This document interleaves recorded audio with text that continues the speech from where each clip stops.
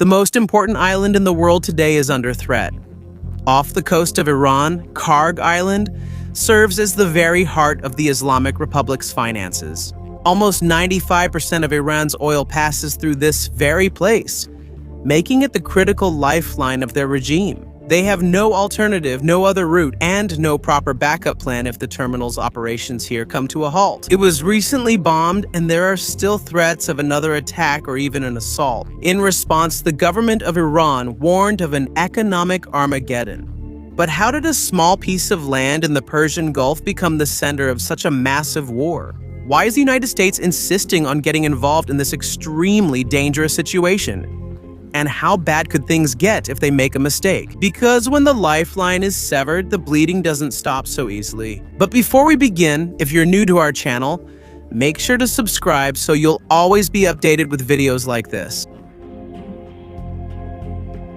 Precious cargo, welcome to Kharg Island.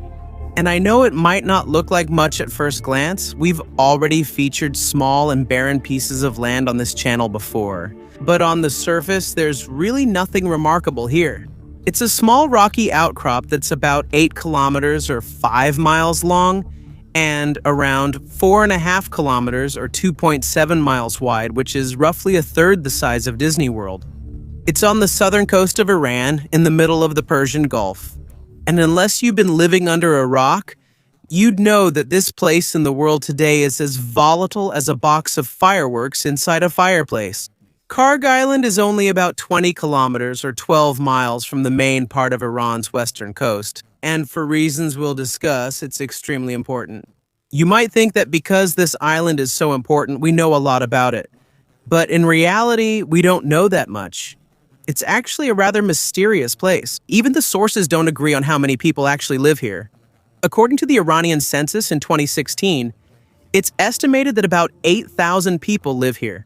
And it's certain that the residents are always anxious. But different sources report numbers ranging from 4,000 to 20,000, depending on where the information comes from. Even its history is somewhat sparse. The earliest archaeological record of human activity dates back to the Amanid period, and it used to be a center of trade from the time of the Abbasids to the Mongols before coming under new leadership.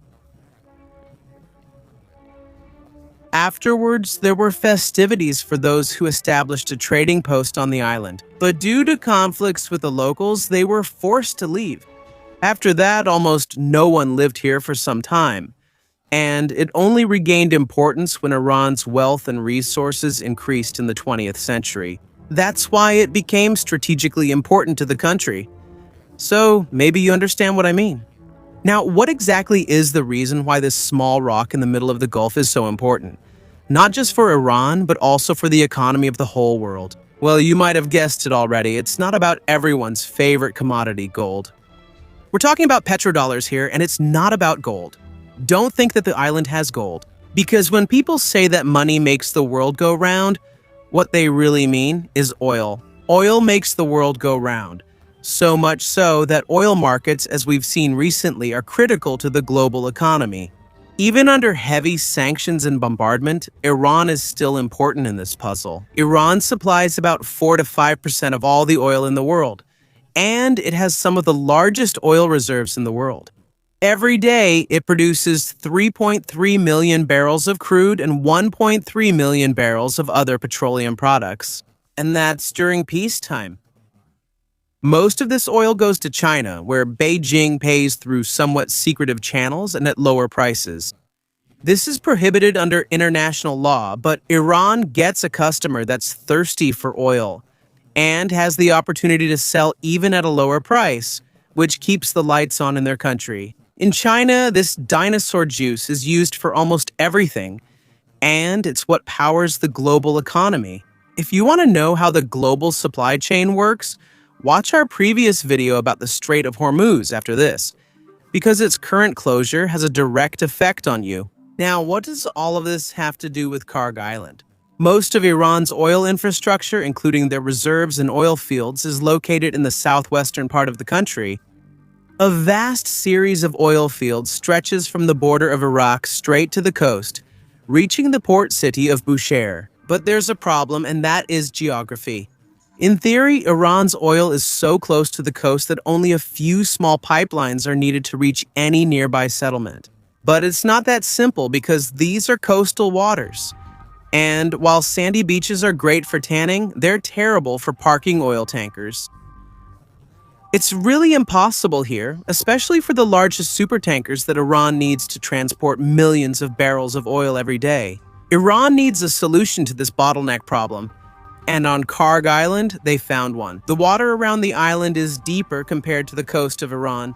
Even though it's nearby, it provides enough clearance for the largest oil tankers to load millions of barrels without any problem. There aren't many places near the coast of Iran that can provide this kind of continuous flow of fossil fuels. And because most of Iran's previous income used to come from exporting natural resources, Kharg Island became the most important place in the whole country during the time of the Shah. Now, in the middle of 2020, the island can simultaneously load 10 supertankers, and it is home to the largest oil terminal in the whole country. Iran needs to transport the oil to Kharg Island, no matter where it was first drilled, because it is very close to the oil fields. Different pipelines bring oil to the island where supertankers are always on standby around the clock with capacity to spare. There is no other place in the whole country as important as this for Iran's economy. Up to 95% of Iran's oil passes through this island at one point. So, as you can imagine, this is a place that Iran needs to protect at all costs, which is why Iranians refer to it as the Forbidden Island, because of the extremely strict military control here. But they're not the only ones who know this, of course, because Bob isn't the only uncle at this Middle Eastern barbecue. Uncle Sam is also there, and it's clear to Washington how important this island is for Iran. As early as 1984, there was a CIA document which described the facilities on the island as the most important in Iran's oil system, and that its continued operation is vital for the country's economy. And its importance, whether economic or political, spans the history of the Islamic Republic, with Kharg Island present in many significant events. In 1979, when the Iranian Islamic Revolution took place and the Shah was removed from power, they took over the island, causing the American oil company, AOCO, to lose its stake in the terminal. U.S. President Jimmy Carter even considered attacking the island to destroy the country's economy in response to the Iranian hostage crisis. But in the end, he didn't do it because he was sure that oil prices would rise significantly afterwards. Kharg Island also became part of the Iran-Contra affair, where U.S. weapons were used as bargaining chips in exchange for the release of American hostages who had been held for a long time. Tehran wanted 20 U.S. Hawk missiles that should have been easy, but the deal fell through. The missiles arrived several days late, only 18 were delivered, and they even had Israeli markings. Soon after, when the story of the Iran-Contra affair broke in the media, it became a national scandal. This was embarrassing for Iran because not only were these Israeli missiles, but it also publicly showed that they were dealing with the United States, which went against their principle of not cooperating with Western countries. Iran also appeared weak, needing Israeli missiles to defend itself, and this was something the people could not tolerate. The U.S. looked even worse because they negotiated to provide weapons to terrorists. This was a bad PR move for all sides, and only a few people knew that Kharg Island was secretly at the center of this event. In the end, the Iranians just test-fired a missile for fun before returning the remaining 17 to Israel, and the hostages were still not immediately freed. During the Iran-Iraq War in the 1980s, Saddam Hussein's forces heavily bombed Kharg Island. It was hit many times, disrupting Iran's ability to export oil and damaging its economy. This was probably one of the reasons why the war dragged on, causing countless senseless deaths on both sides. Because of all that in the past and the current tensions in the Middle East, it's really no surprise that Kharg Island is back in the news, not just in regional headlines, but also in global headlines. Kharg, Chapter 2, The War. As you may already know, if you've seen any media coverage in the past 2 weeks, Israel and the U.S. have started a war against Iran for somewhat vague reasons. But they went ahead anyway, and the result was predictable. Lots of explosions, high prices, and a huge number of deaths. Since then, the fighting has spread across the wider Middle East as the Iranian government unleashes its anger, using missiles and drones in the conflict. In every direction, it targeted U.S. military bases in the Gulf states. But not only that, it also attacked regular civilian infrastructure. This also includes Iran's closure of the Strait of Hormuz, which caused oil prices to skyrocket, reaching over $100 per barrel and rising faster than expected. This is Iran's modus operandi. Make energy extremely expensive so that the global economy suffers, which will eventually force the US to back down because of rising domestic costs. But Iran has long been preparing for a regional war, and that means Kharg Island has been doing the same. According to the energy consulting firm FGE, Iran's income from energy exports, including oil products and electricity, has almost quadrupled from 2020 to 2024. They have also been trying for a long time to drill, store, and ship oil so they are prepared in case conflict breaks out. Since the negotiations failed and it became clear that the US would launch a strike, the island has been continuously loading tankers. Using satellite imagery, shore photography, and data, TankerTrackers.com showed that in the weeks before the war started, exports from Kharg Islands increased significantly, almost reaching a record high. This opened up an interesting situation in geopolitics. With many moving parts, Kharg Island is currently storing a total of about 18 million barrels of crude. Using a simple calculation at a price of $100 to $150 per barrel, Iran could earn $1.8 to $2.7 billion if all of this is sold. A huge windfall for the regime. But it's only enough to make up just a little over 1% of the country's annual budget. Perhaps Iran will not be able to sell their oil at a high price because of the sanctions. But even at half the price, it can still buy a lot of weapons, especially cheap drones. And Iran doesn't even need to sell the oil right away because they can keep it for now to raise the price. And for now, it's working. Iran continues to get their oil out through the strait while other ships are effectively blocked. Meanwhile, the global price of Brent crude has risen by 42% since the war began, according to experts from Deutsche Bank. But the situation is very tense, as can be seen in the number of missiles being used. Iran is still able to operate for now, but that's because the oil infrastructure on the island has not yet been targeted by Israel or the US. Until just a few days ago, they hadn't hit anything yet. But the entire economy of Iran passes through a single factory. Just one wrong missile could cause a huge disaster. In reality, Iran is just pushing the bottleneck a little further. And now, missiles are starting to fly toward it. The US carried out military strikes on Kharg Island on March 14 this year. And President Trump even threatened further attacks. He said that the US Central Command carried out one of the most powerful bombing raids in the history of the Middle East, and completely destroyed all military targets at Iran's crown jewel, Kharg Island. He added that all military installations on the island were totally obliterated. Both sides confirmed the strike. Both sides also confirmed that the oil infrastructure was not hit. According to a regional U.S. military command unit, it destroyed the naval mine storage facilities, missile storage bunkers, and many other military sites. Trump said he chose not to attack the oil infrastructure for reasons of decency, which is actually quite good of him. But this won't last, because Trump also said that he might reconsider his decision not to target all the facilities on the island if Iran or another country blocks the safe passage of ships in the Strait of Hormuz. The sense of decency seems to be only temporary. The threat from the White House is clear. Open the strait or your economy will die. Even if the global economy drops by 20%, Iran's economy will drop by almost 100%. So you might ask, why didn't they just hit the oil facilities, weaken Iran's economy right away, and end the fight? This is part of what seems like a game of chicken at the level of escalation.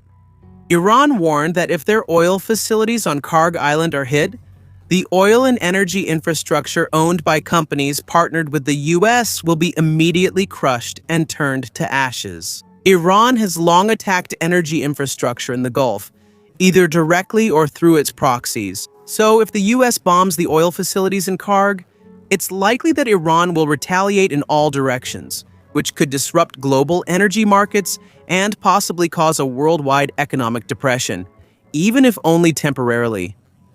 Iran's main goal is to damage the global economy before their own economy completely collapses. Perhaps this is the real reason why Trump didn't bomb the refinery. It's not because of decency. It's as if the country is wearing a financial version of an explosive vest, where if Kharg Island is hit, everyone gets caught in the blast. Now, why not just bomb Kharg Island? First, because bombing it might do more harm than good to the whole world. The US would face a lot of backlash from petrodollar corporations operating in the Gulf, and the energy lobby in the US is very powerful, which would increase the pressure in Washington, D.C. Second, it would cause prices of goods in the US to rise at a time when people are already struggling with the cost of living and affordability. It would also represent a major escalation in a war that has grown bigger than what those who started it expected. The US and Israel are already seen as aggressors at present. This is not a popular war domestically.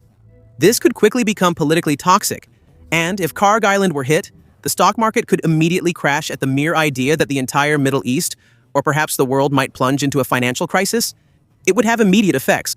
It's also important to remember the original intention of the US and Israel. Up to now, the main goal of this war, which seems to be focused on Kharg Island, is to bring down the Iranian regime to cause a regime change in Iran. Ayatollah Khamenei is gone, and he had to be replaced by his son, Mujtaba Khamenei. If the Iranians only had the ability for necromancy, they probably wouldn't have gotten into this kind of trouble. But how would bombing Kharg Island help bring down the regime? You can destroy the economy, but that doesn't guarantee the regime will lose its power. The loyalty of the Islamic Revolutionary Guard Corps to their leaders in Tehran is intense. The regular army might turn their backs if the soldiers stop getting paid, but that's not certain. The citizens might not be ready, especially since 30,000 were killed in protests in a short period last January. Even if the economy itself collapses, other countries might still support the Iranian regime to keep the Islamic Revolutionary government in power. In the end, what really happened is that the citizens who did not ask for this trouble are the ones suffering.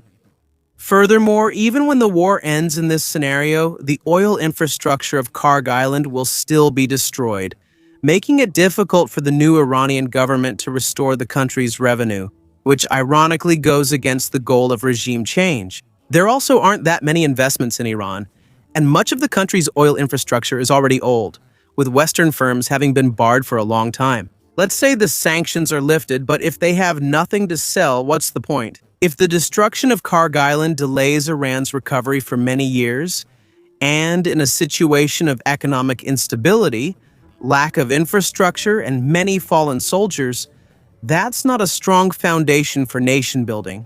This means that if the US and Israel are not careful, we might end up in the same situation again in a decade or two. And Iran really has no alternative to Kharg. Currently, they are building a new terminal at JAS on the other side of the strait to finally overcome the problem. But the island of Jas is small, so its capacity is limited. There are also the islands of Lavin and Siri, both of which have facilities. In any case, these two islands have the same problem, and that is they are too small. So Iran can only replace a small portion of their energy throughput if Kharg is bombed again. And of course, the contingency terminals are also easy to hit. So is this a stalemate?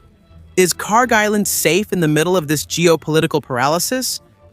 Well, yes and no, because the US is talking about sending troops to physically occupy Kharg Island without damaging the oil infrastructure.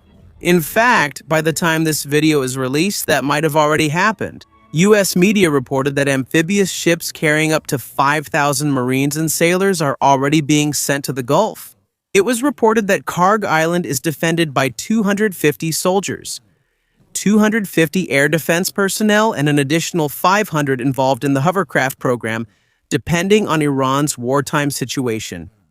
The actual number of troops may be more or less. The main defenses include US-built Hawk-guided missile batteries, 8 Swiss-made anti-aircraft cannons with radar, and at least 8 Soviet-made anti-aircraft gun positions scattered around the island.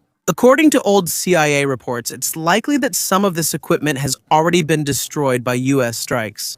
Because Kharg Island has already been softened up, there may be an opportunity for a limited attack to seize the island using the remaining intact defenses. Kharg Island would also serve as a platform to attack the Iranian mainland, but it would also need to be defended.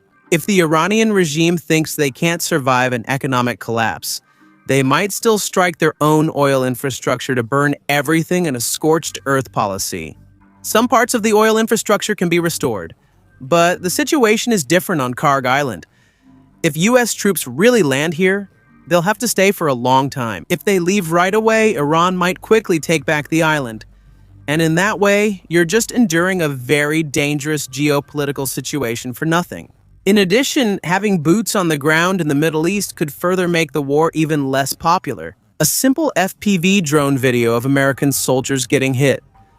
All it takes is one incident for public opinion to quickly turn around. Therefore, the invasion can only work if it is combined with strong defense and success in achieving the objective of regime change. This is possible, but it's like a banana peel that the US would probably rather avoid. What will happen next on Kharg Island is uncertain. It's caught between a rock and a barrage of missiles, and things don't look good. We don't know what will happen next on the most important island in the world. But what we do know is that something will happen here. It could be today, tomorrow, 5 years from now, or maybe it already happened before you even watch this.